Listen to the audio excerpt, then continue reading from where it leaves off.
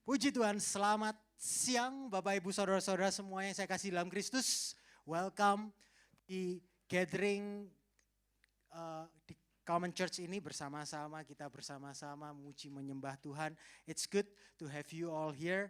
Kami ucap syukur dan izinkan saya menyapa buat Bapak Ibu, saudara-saudara yang pertama kali bergabung bersama kami tempat ini. Welcome to Common Church. Di sini kita punya hashtag di dalam Kristus kita diterima apa adanya, tapi dalam Kristus kita tidak akan dibiarkan apa adanya. Amin. Dan jika ini pertama kali Bapak Ibu bersama-sama beribadah tempat ini, sepulang ibadah ini ada free coffee, free latte yang bisa Bapak Ibu nikmati untuk kita bisa sambil berkenalan satu sama lain. Puji nama Tuhan. Nah, siang hari ini firman Tuhan akan dilayani oleh hambanya yang datang jauh-jauh dari benua di luar sana. Puji nama Tuhan, it's a special moment for us. Dan hambanya akan menyampaikan firman Tuhan pada siang hari ini adalah Dr. Keelan Cook. Dia adalah George Lyle Director for the Center for the Great Commission Studies. Dan beliau sekarang adalah seorang asisten profesor khususnya di bidang misi di Southeastern Baptist Theological Seminary di USA. Sebelumnya beliau melayani sebagai Associate Director di Union Baptist Association di Houston, Texas. Ya. Dr. Keelan fokus punya hati dalam bermisi dan fokusnya di Amerika Utara dan internasional misi. Beliau mengajar dan juga menulis tentang berbagai hal tentang revitalisasi gereja dan tentang misi gereja. Beliau punya hati untuk menggerakkan murid-murid Kristus untuk bermisi ke berbagai pelosok dunia, dan beliau aktif dalam program church planting di Afrika Barat dengan IMB, International Mission Board. Dan di kesempatan yang baik ini beliau ada di tengah-tengah kita untuk berbagi kebenaran firman Tuhan. Oleh sebab itu, boleh nggak kita berikan applause yang terbaik untuk kita welcome. Honor to have you here, Dr. Keelan Cook, to share the gospel.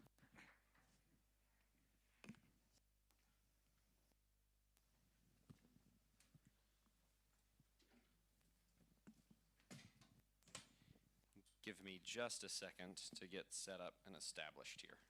Berikan saya waktu sejenak untuk saya mempersiapkan materi. Okay, I think we're good.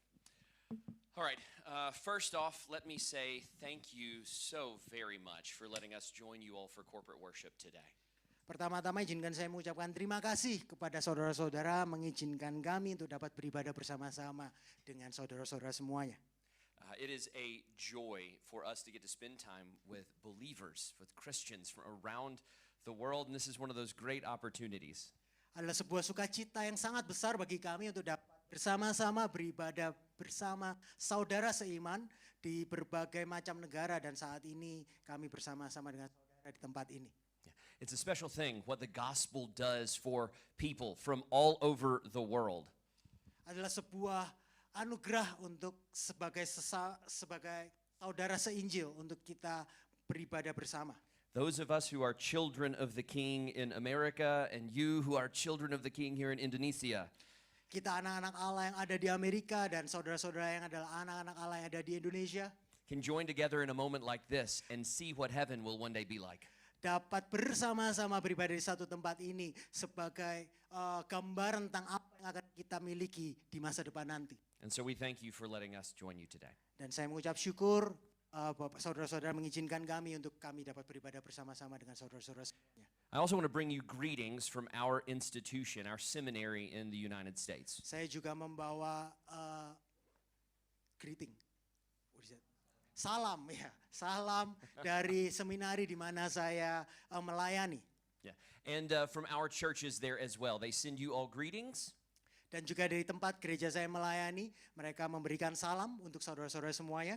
And today I want us to look at the book of Ephesians. Dan siang hari ini saya mau mengajak saudara-saudara semuanya untuk melihat Alkitab dalam kitab Efesus.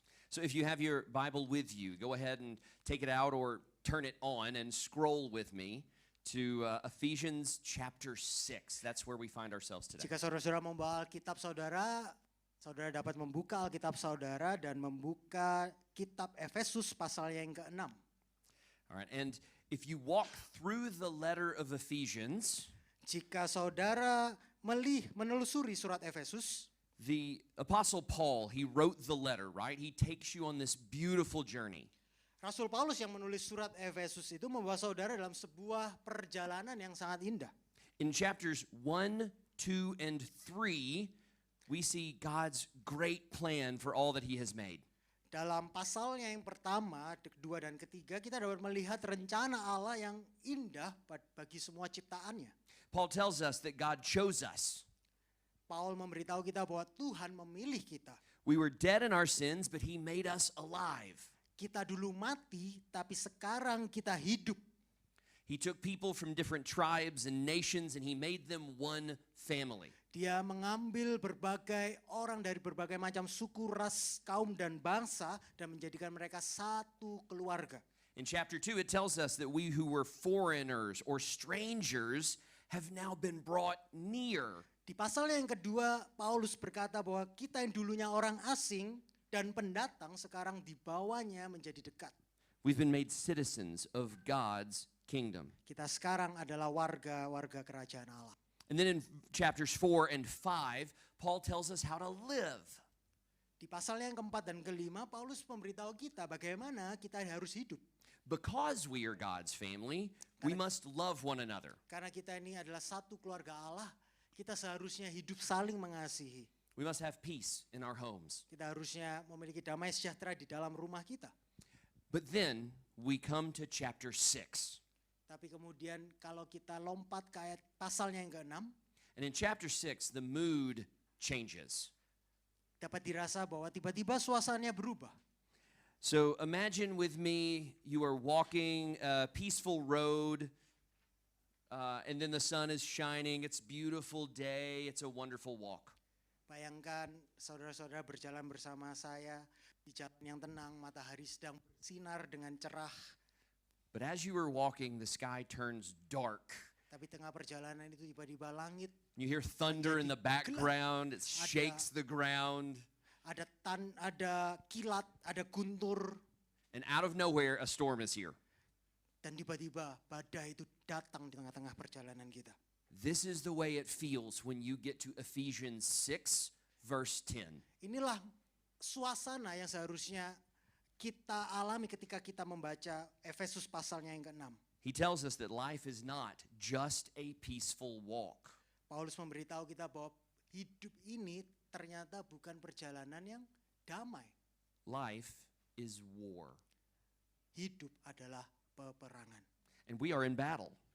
Dan faktanya kita dalam peperangan. Now, we did not choose this war. Kita memang tidak memilih peperangan, But because we belong to Jesus, this war has come to us. tetapi karena kita adalah milik Kristus, peperangan itu justru datang kepada kita. And so with that in mind, I want us to read the words of Ephesians 6, chapter 6, 10 through 20.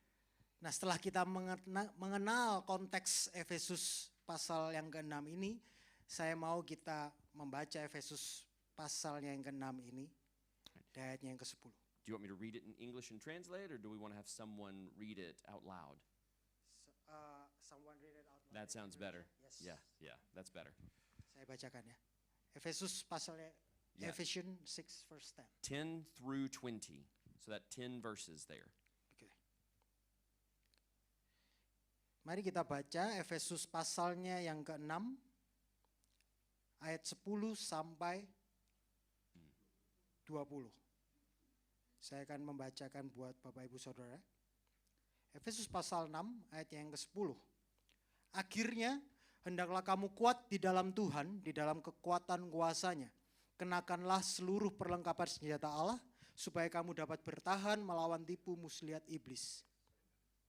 Karena perjuangan kita bukanlah melawan darah dan daging, tetapi melawan pemerintah-pemerintah, melawan penguasa-penguasa, melawan penghulu-penghulu dunia yang gelap ini, melawan roh-roh jahat di udara. Sebab itu ambillah seluruh perlengkapan senjata Allah, supaya kamu dapat mengadakan perlawanan pada hari yang jahat itu dan tetap berdiri sesudah kamu menyelesaikan segala sesuatu. Jadi berdirilah tegap, berikat pinggangkan kebenaran dan berbaju sirahkan keadilan. Kakimu berkasutkan kerelaan untuk memberitakan Injil damai sejahtera. Dalam segala keadaan pergunakanlah perisai iman. Sebab dengan perisai itu kamu akan dapat memadamkan semua panah api dari si jahat. Dan terimalah ketopong keselamatan dan pedang roh, yaitu firman Allah. Dalam segala doa dan permohonan berdoalah setiap waktu di dalam roh dan berjaga-jagalah di dalam doamu itu dengan permohonan yang tak putus-putusnya untuk segala orang kudus. Juga untuk aku, supaya kepadaku jika aku membuka mulutku dikaruniakan perkataan yang benar, agar dengan keberanian aku memberitakan rahasia Injil. Yang kulayani sebagai utusan yang dipenjarakan. Berdoalah supaya dengan keberanian aku menyatakannya sebagaimana seharusnya aku berbicara. There's a lot to talk about in these few verses. Ada banyak yang dapat dibicarakan dari hanya sepenggal kutipan ayat ini. In fact, there's too much for us to talk about in the few short minutes we have here. Bahkan kita nggak punya waktu untuk membahas semuanya di khotbah yang singkat pada siang hari ini. I would love for us to consider each of these pieces of armor and why Paul includes them. Saya mau kita memperhatikan kenapa kok Paulus ini menyatakan ayat yang 10-20 itu. I'd love for us to talk more about these demonic forces from Scripture. Saya mau kita melihat bahwa ada serangan dari yang jahat di perikop yang kita baca tadi. And there's so much that I could say about Paul's claim that he is an ambassador in chains. Dan ada banyak yang bisa saya jabarkan bagaimana Paulus itu menyatakan dirinya bahwa dia itu adalah ambassador, utusan ya, yang dipenjara oleh karena Kristus. We're going to have to save all of that for another time though. Tapi itu akan saya bahas di kesempatan yang akan datang. Today, I want us to look at Paul's main idea, his most important point in the passage. Tapi pada siang hari ini mari kita lihat apa yang menjadi topik utama Paulus dalam menulis Efesus pasal yang ke-6 ini. Our passage begins with the word finally. At least in English, it does. Yes. Ayat yang kita baca tadi dimulai ayat 10 tadi dengan kata akhirnya. Now, that finally, that word, it signals for us at least two things. Ketika kita membaca kata akhirnya itu memiliki arti setidaknya ada dua.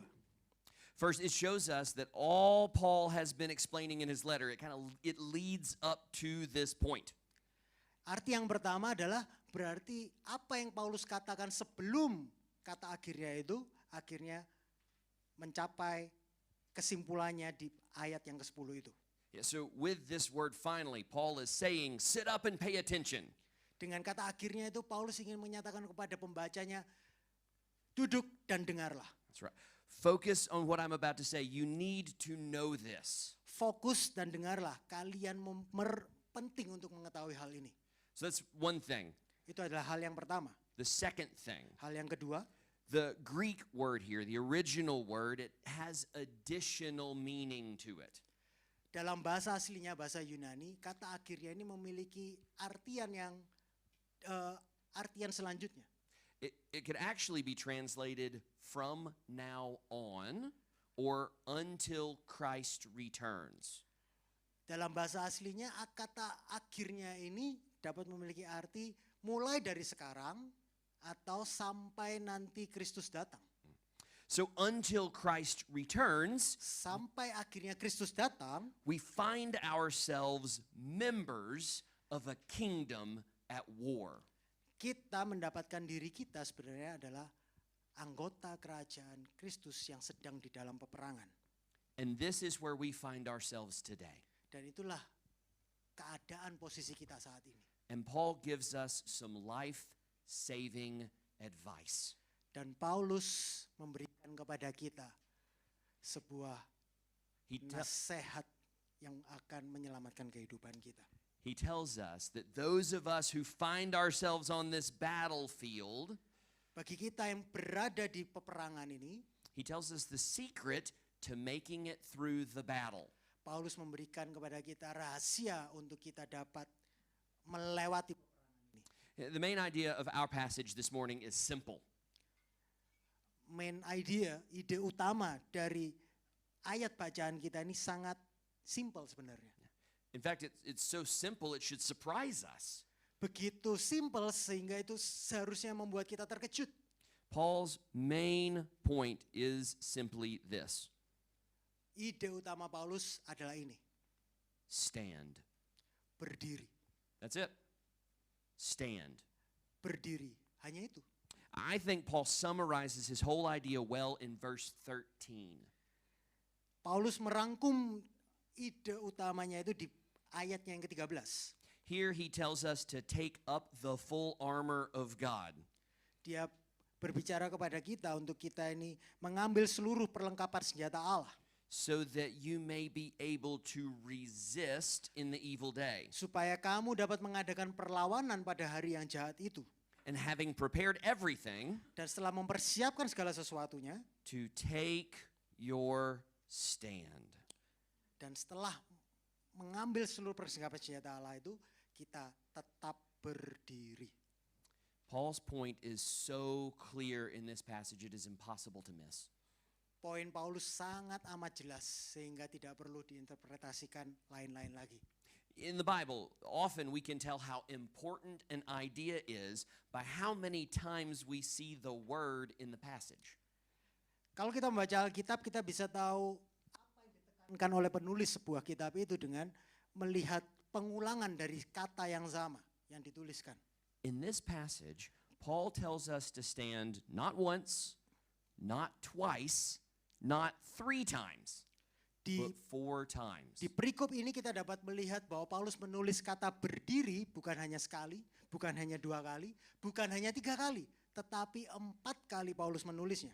He is shouting to us, do not run away, Dia sebenarnya berteriak kepada kita, jangan lari, do not fall down, jangan jatuh, and do not be destroyed. jangan hancur, Stand firm. berdirilah teguh. You see, Paul loves this church in Ephesus. Paulus sangat mengasihi jemaat di Efesus. If you remember from the book of Acts, Paul weeps, he cries for the Ephesian elders. Kalau Bapak Ibu mengingat di Kisah Para Rasul, Paulus itu menangisi jemaat di Efesus. When he is on his way to Jerusalem for the last time. Ketika dia dalam perjalanan ke Yerusalem untuk yang terakhir kalinya. He does not want this church to be destroyed. Dia nggak mau jemaat Efesus ini hancur. So in this passage, he gives them at least 3 instructions on how to stand. Jadi Paulus dalam perikop ini memberikan instruksi kepada jemaat Efesus bagaimana caranya untuk tetap berdiri teguh. And I want us to look at those instructions quickly today. Dan itu yang saya mau bagikan untuk kita melihat bersama-sama apa instruksi Paulus kepada jemaatnya di Efesus. Number 1, Yang pertama, know the enemy. ketahuilah musuhmu. Number 2, Yang kedua, know the armor. kenali perlengkapan senjata. And number 3, Dan yang ketiga, know the victor. kenali sang pemenang. Know the enemy, know the armor, know the victor. Kenali musuhmu, kenali perlengkapan senjatamu, dan kenali sang pemenang. So quickly, let's take a look at each of those. Jadi mari kita melihat masing-masing instruksi tersebut. First, Yang pertama, you must know who you are fighting in the battle. saudara harus mengetahui siapa yang sedang saudara lawan dalam peperangan itu. If a wrestler goes into the ring, but he does not know his opponent, Jika seorang pegulat masuk ke arena dan dia tidak mengenal lawannya, he will lose. dia pasti akan kalah. He will be unprepared. Dia nggak siap. If a person tries to fight a tiger, we'll say, if a person tries to fight a tiger with only a small stick, Jika seseorang, let's say, melawan seekor harimau ya, dan dia hanya membawa sebuah tangkai kecil, you will be destroyed. pasti saudara akan dimakan. In America, we have a saying, Di Amerika ada sebuah ungkapan, you do not take a knife to a gunfight. kalian tidak membawa pisau ke sebuah peperangan yang memakai senjata api. It is important that you understand your enemy. adalah hal yang sangat penting untuk kita tahu siapa lawan kita.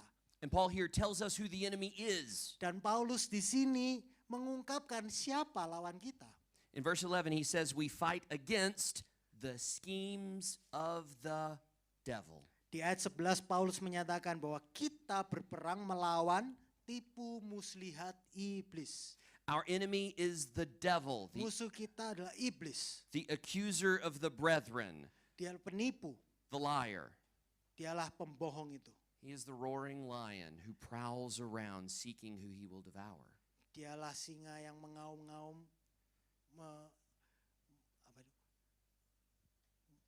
mencari lawan untuk dimakannya. And in this passage, Paul tells us he is not alone. Dan di ayat ini Paulus mengatakan bahwa dia tidak sendirian. In verse 12, it says we fight against the rulers, against the authorities, against the cosmic powers of darkness. Di ayatnya yang ke-12 Paulus berkata bahwa peperangannya itulah bukan melawan darah dan daging tapi melawan pemerintah-pemerintah, penguasa-penguasa, penghulu-penghulu dunia gelap ini, melawan roh-roh jahat di udara. You see, the devil is clever. Iblis itu pintar. He is a deceiver. Dia penipu yang ulung. And he wants you to underestimate him. Dia mau kita ini underestimate dia. Menganggap dia itu remeh, meremehkan dia. In the book of Acts, in chapter 19, in fact, Di dalam Kisah Para Rasul pasal yang ke-19, there are some men who tried to fight evil spirits. ada kisah di mana ada orang-orang yang mencoba melawan roh-roh jahat. But they did not know Jesus personally, Tapi mereka belum mengenal Yesus secara pribadi. and they underestimated the enemy. Dan mereka meremehkan musuh mereka. The evil spirit attacked them, Roh jahat itu menyerang mereka, tore off their clothes, merobek pakaian mereka, and they ran away naked and in shame. dan mereka lari dan malu. We must respect the power of our enemy. Kita harus menyadari dan menghormati kekuatan dari musuh kita. But there is maybe a bigger danger. Tapi faktanya mungkin ada bahaya yang jauh lebih besar. The biggest danger is misidentifying the enemy. Kesalahan yang lebih besar itu adalah salah mengenali musuh kita. Imagine two brothers in a house. Bayangkan ada dua saudara di dalam satu rumah. They start arguing. Mereka bertengkar, They're fighting each other. mereka bertengkar satu sama lain. They're busy hitting on each other. Mereka bahkan sibuk memukul satu sama lain. And they do not see a thief entering the back door to steal their possessions. Sampai-sampai mereka tidak sadar bahwa ada seorang maling yang sedang menyusup masuk di belakang mereka. This is what the devil wants. Dan inilah yang diingini oleh kuasa iblis itu. He wants you aiming at the wrong enemy. Dia ingin kita ini berperang melawan musuh yang salah. In verse 12, Paul tells us, Dalam ayat yang 12, Paulus berkata, our struggle is not against flesh and blood. perjuangan kita bukanlah melawan darah dan daging. Your enemy in this spiritual battle Musuh kita dalam peperangan rohani ini is no human being. bukanlah sesama manusia. Your difficult neighbor is not the enemy. Tetangga kalian yang sulit itu bukanlah musuh kalian. The people around you who want to persecute you are not your true enemy. Orang-orang yang berusaha mempersekusi kalian di sekitar kalian itu bukan musuh kalian. Politicians and government officials who use their power and influence to disadvantage you because of your beliefs, they are not the enemy. Para politik, para aparat pemerintah yang berusaha mempersekusi kegiatan agamawi kita itu sebenarnya bukan musuh utama kita. The person who cheated you is not your enemy. Orang yang sudah menipu kita itu bukan musuh utama kita. And other followers of Christ that we have conflict with, they are not your enemy. Bahkan sesama saudara seiman yang mungkin kita sedang berkonflik itu bukan musuh utama kita. Do these things seek to harm you? Apakah hal itu membuat kita sakit? Yeah, they do. Yes. But these people are not the enemy. Tapi orang-orang tersebut bukanlah musuh kita. Those people and the things that they do Orang-orang itu dan apapun yang mereka lakukan pada kita are only tools hanyalah alat in the enemy's hand. di dalam tangan si jahat. The true enemy, Musuh yang utama, he seeks to steal, kill, and destroy. musuh yang utama itu berusaha untuk mencuri, membunuh, dan membinasakan. Those people, Orang-orang itu not your enemy, bukanlah musuh kita. hear this, Dengarkan ini, they are captives. dia dibelenggu, They are prisoners. mereka dipenjara. They are captives who need to be set free by the gospel of Jesus. Mereka adalah orang-orang yang masih dibelenggu yang sebenarnya butuh kabar baik Injil untuk dilepaskan. So we do not fight against them. Jadi kita bukannya melawan mereka, We fight against the real enemy kita melawan musuh yang utama for them, untuk mereka. that he would set the captives free. Supaya mereka dibebaskan dari belenggu mereka itu. And when we fight each other, Dan ketika kita ini melawan satu sama lain, brother to brother and sister to sister in the church, saudara-saudara, saudari melawan saudari, the devil is the only one who wins. yang menang itu sebenarnya hanyalah iblis. He destroys our churches. Dia menghancurkan gereja kita, He destroys our marriages and our families. dia menghancurkan pernikahan dan keluarga kita, And he silences our witness in the community around us. dan dia membunuh rekan-rekan seiman dalam keluarga Kristus. Your enemy is not flesh and blood, Musuh kita bukanlah darah dan daging, but your enemy is active and he is powerful. tapi musuh utama kita memang aktif dan dia berkuasa. We must know the enemy. Kita harus mengenal musuh kita. But second, Paul tells us to know our armor. Dan hal yang kedua Paulus ingin kita ketahui adalah kita mengenali perlengkapan senjata kita. In verse 11, he tells us to put on the full armor of God.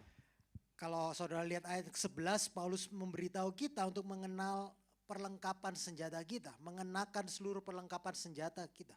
Twice in the passage, he says this. 2 kali dia berbicara tentang hal ini. And Paul was familiar with armor. Dan Paulus itu akrab dengan senjata. In fact, Paul was under arrest when he wrote this letter. Bahkan Paulus itu sedang dipenjara ketika dia menuliskan ayat ini. So he may have been sitting beside a soldier in his armor as he was just writing this down. Jadi bayangkan mungkin Paulus itu ketika menulis surat ini, dia sedang duduk di samping seorang prajurit yang mengenakan perlengkapan senjata penuh. So he uses a very good illustration to explain a very important truth. Jadi Paulus sedang menuliskan sebuah ilustrasi untuk menggambarkan sebuah kebenaran yang sangat amat penting. Today when the battle is strong Pada saat ini ketika peperangan itu sangat kuat and the enemy is powerful, dan musuh faktanya memang berkuasa, we do have what it takes to stand firm against the enemy. Paulus ingin kita tahu bahwa sebenarnya kita punya segala sesuatu untuk tetap dapat berdiri teguh. Quickly, notice with me the word full. Coba perhatikan kata seluruh di ayat yang ke-11. Roman soldiers fought in close combat. Pada waktu itu konteksnya prajurit Romawi itu tempur dalam jarak dekat. They used swords and shields and hand-to-hand fighting. Mereka berperang dengan menggunakan pedang, tameng, bahkan adu jotos. When you are close in the fight, you do not know where a blade or a spear is going to come from. Ketika kalian berperang dalam jarak dekat, kalian nggak pernah akan tahu dari mana itu pisau atau tombak yang akan datang menyerang saudara. Because of this, soldiers wore an armor that covered them everywhere. Oleh sebab itulah kenapa kok seorang prajurit itu memakai baju sirah di seluruh tubuh mereka. The armor doesn't just provide some coverage, it provides complete coverage. Jadi baju sirah, baju perang itu hanya untuk mengcover sebagian tubuh mereka, tetapi untuk melindungi keseluruhan dari tubuh mereka. Paul is saying, do not leave any part of your life unprotected. Paulus akan berkata, jangan sampai kita ini meninggalkan bagian tubuh kita ini tanpa satu pun perlindungan.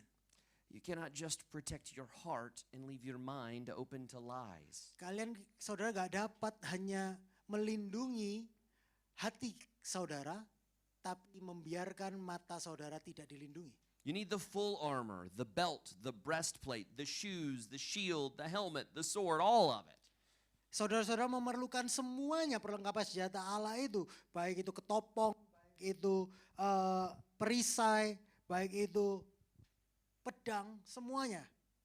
And when we have this armor, Dan kalau kita punya seluruh perlengkapan senjata Allah ini, we can have confidence kita punya keyakinan that we are protected from every side. kalau kita terlindungi dari segala-galanya.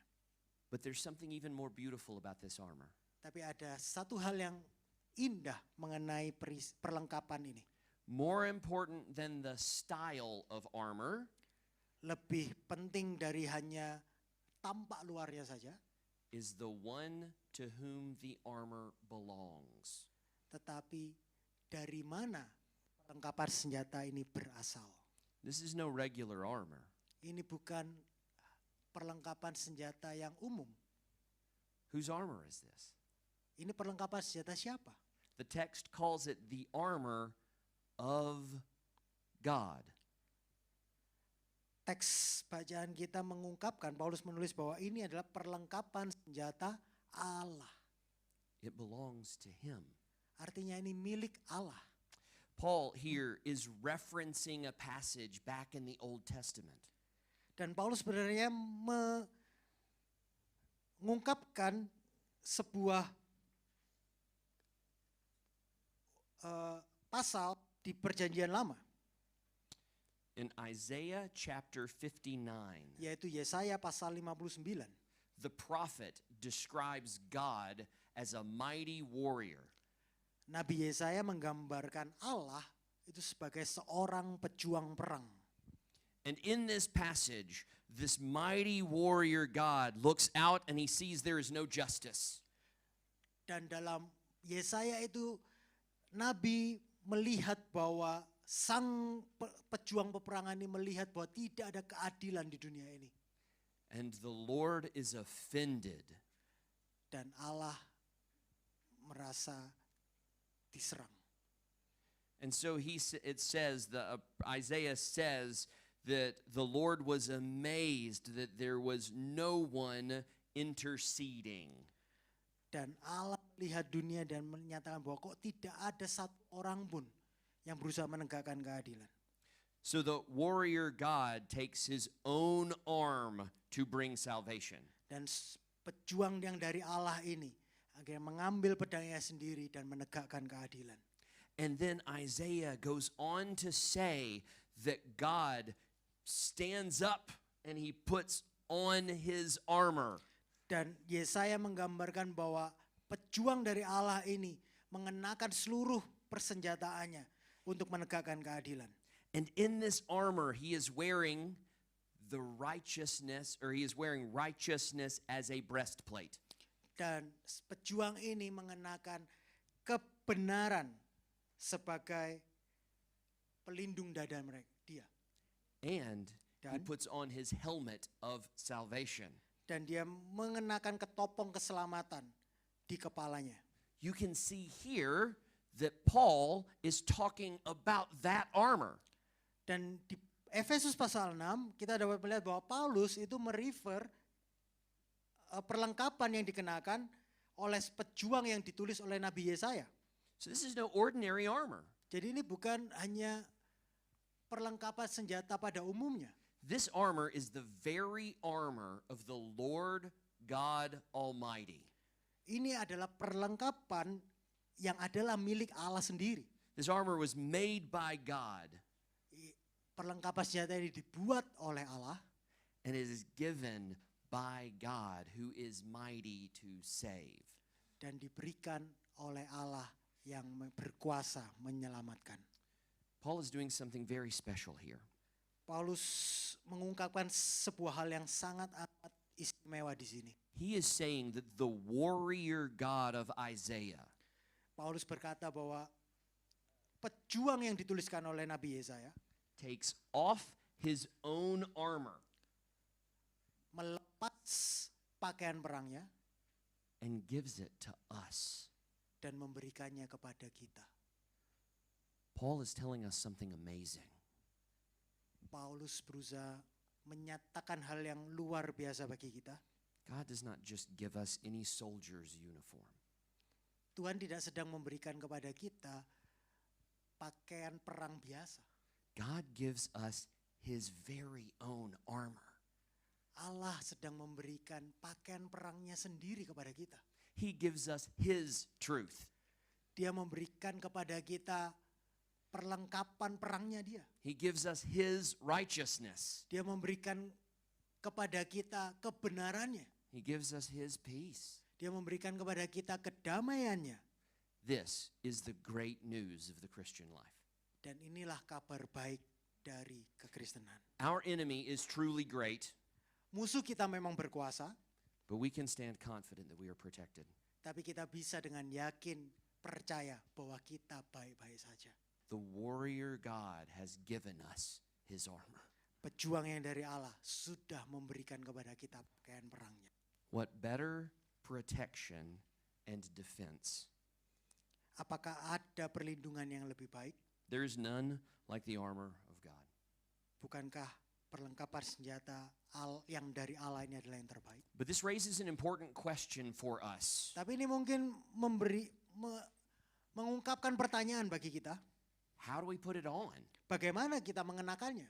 Paul tells us to put on the armor. How do we do this? Karena Paulus memberitahukan kenakanlah pakaian perang ini, lalu bagaimana kita mengenakannya? We put on this armor Kita mengenakan pakaian perang ini by wearing the virtues and characteristics that are ours in Jesus Christ. Kita mengenakannya dengan kita ini Virtues, characteristics, things that are true about us. yes. Kita mengenakannya dengan kita menjadikan diri kita ini seperti apa yang Kristus sudah nyatakan bagi kita. Paul is writing this letter to a church. Paulus menulis suratnya Efesus kepada sebuah gereja. This is very important. These people, the ones God gives the armor to, they have already been changed by the gospel. Bahwa Paulus ketika memberikan surat ini kepada sebuah gereja Efesus, faktanya adalah jemaat di Efesus sudah mengenal Kristus sebagai Tuhan dan Juru Selamat. They are already united to Christ. Mereka sudah dipersatukan dalam Kristus. They are the ones in chapter 2 that he was talking about who were dead but are now alive. Orang yang sama yang Paulus katakan bahwa dulunya kamu mati tapi sekarang kamu sudah hidup dalam Kristus. The armor of God belongs only to those who are united with Christ.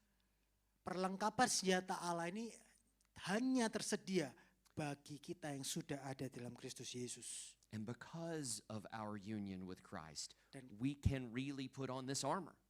karena kita sudah dipersatukan di dalam Kristus, kita benar-benar dapat mengenakan pakaian senjata Allah ini. So to try to make it simple, Jadi untuk membuatnya singkatnya, to put on the armor, untuk mengenakan pakaian senjata Allah ini, it means to wrap yourself in Jesus, artinya kita menjadi seperti Kristus. to abide in Jesus. Tinggal di dalam Kristus. After all, Jesus is the peace of God. Pada akhirnya bukankah Yesus adalah damai Allah itu sendiri? Jesus is the truth of God.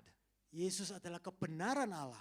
Jesus is the righteousness of God. Kristus adalah kebenaran Allah. And Jesus is the salvation of God. Dan Kristuslah keselamatan Allah.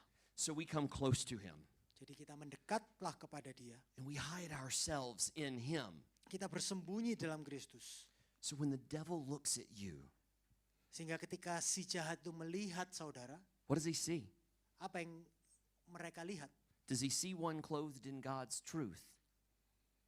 Does he see someone who is clothed in God's truth? Apakah yang dilihatnya adalah seseorang yang berbaju pakaian perang Allah? Hear this.